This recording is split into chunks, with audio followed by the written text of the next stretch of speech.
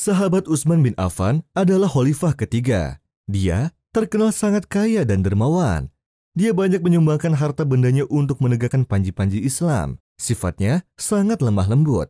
Dia juga merupakan salah satu menantu Rasulullah Shallallahu Alaihi Wasallam. Nama lengkapnya Utsman bin Affan bin Abi al-Ash bin Umayyah bin Abdi Syams bin Abdi Manaf. Ia adalah khalifah ketiga umat Islam setelah Abu Bakar dan Umar bin Khattab. Nasabnya bertemu dengan nasab Rasulullah Shallallahu Alaihi Wasallam pada kakek yang keempat, yaitu Abdul Manaf. Dari sisi ibu, nasab keduanya bertemu pada Urwah binti Quraiz.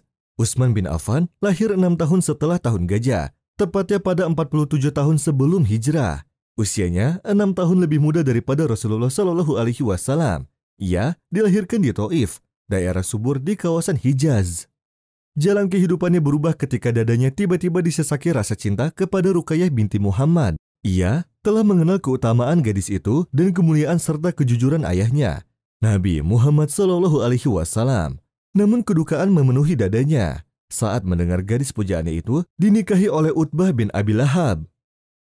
Dalam keadaan duka, ia bertemu dengan bibinya, Su'dah binti Quraiz, yang memberitahukannya tentang kemunculan seorang nabi yang akan menghapus penyembahan berhala dan menyuruhkan ibadah kepada Rob yang Maha Esa. Su'dah memujuk Utsman agar mengikuti agama sang nabi. Utsman kemudian menemui Abu Bakar dan menyampaikan kabar yang disampaikan bibinya. Abu Bakar berkata, "Perkataan bibimu dan kabar yang dikatakannya itu benar, wahai Utsman. Engkau laki-laki yang pandai dan bijaksana. Kebenaran tidak akan tersembunyi darimu dan tidak akan dibiaskan oleh kebatilan. Tidakkah kau memperhatikan berhala-berhala yang disembah oleh kaum kita ini? Bukankah mereka itu hanyalah bebatuan yang bisu, tuli, dan buta?" "Benar," jawab Utsman. Kemudian Abu Bakar berkata kepada Utsman, "Wahai Utsman, kabar dari bibimu itu telah menjadi kenyataan. Allah telah mengutus Rasulnya yang ditunggu-tunggu. Ia membawa agama yang benar bagi seluruh manusia." Utsman bertanya, "Siapa dia?" "Muhammad bin Abdullah bin Abdul Muttalib," jawab Abu Bakar. Utsman bertanya lagi, "Muhammad yang digelari As-Shadiq Al-Amin?" "Ya, dia orangnya," jawab Abu Bakar. Utsman pun berkata kepada Abu Bakar, "Maukah engkau menemaniku untuk menemuinya?"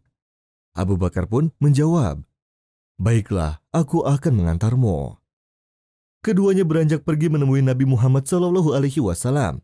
Ketika memandang Rasulullah dan mendengar suruhannya, hati Utsman dipenuhi dengan kedamaian dan ketenangan.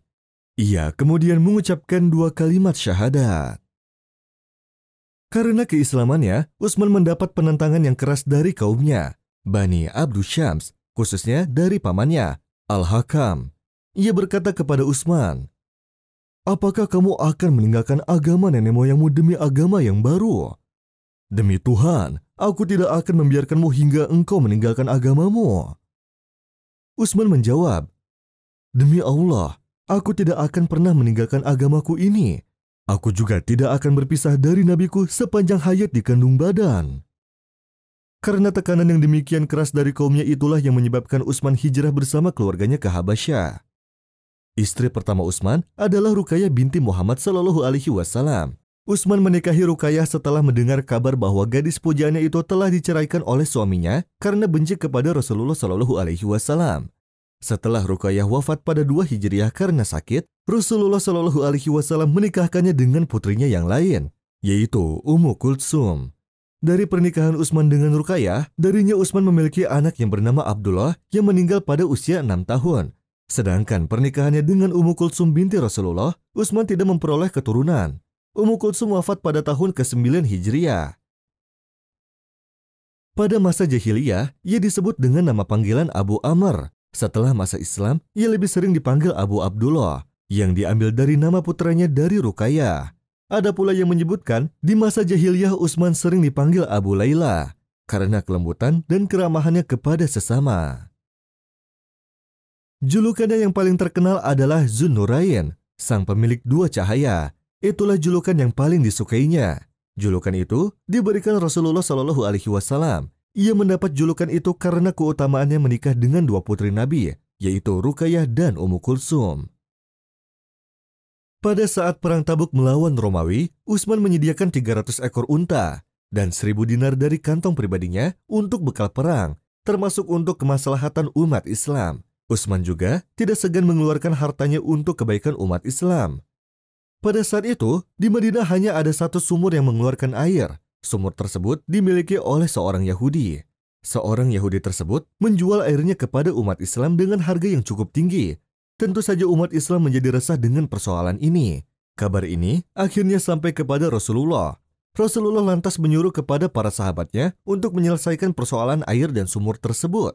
Beliau menjanjikan siapapun yang membeli sumur milik Yahudi itu dan mewakafkannya untuk umat Islam, maka kelak ia akan mendapatkan minuman di surga sebanyak air dalam sumur tersebut. Utsman bin Affan langsung mendatangi seorang Yahudi pemilik sumur tersebut usai mendengar seruan Rasulullah. Ia bernegosiasi dengan pemilik sumur tersebut. Setelah terjadi diskusi yang panjang, akhirnya pemilik sumur tersebut bersedia menjualnya dengan harga 12.000 dirham. Namun harga itu tidak untuk semuanya, tetapi hanya separuh saja. Artinya, kepemilikan sumur tersebut bergantian. Sehari dimiliki Utsman, sehingga umat Islam bebas mengambil air pada hari itu. Sementara hari berikutnya untuk Yahudi. Ketentuan seperti itu berlaku hingga hari-hari selanjutnya. Kondisi demikian berjalan beberapa saat, hingga akhirnya seorang Yahudi pemilik sumur tersebut menawarkan kepada Utsman untuk membeli secara penuh. Utsman mengeluarkan 8.000 dirham lagi dari kantongnya untuk melunasi harga sumur tersebut. Dengan demikian, sumur tersebut sudah dimiliki Utsman secara penuh. Sumur ini lantas diwakafkan sehingga umat Islam bebas mengambil air kapanpun mereka butuh. Sumur tersebut dikenal dengan sumur Roma. Bahkan sampai hari ini, sumur wakaf Utsman itu masih mengalir. Sumur itu menjadi satu-satunya sumur pada zaman Rasulullah yang masih mengeluarkan air hingga hari ini, selain mata air dari sumur Zam-Zam.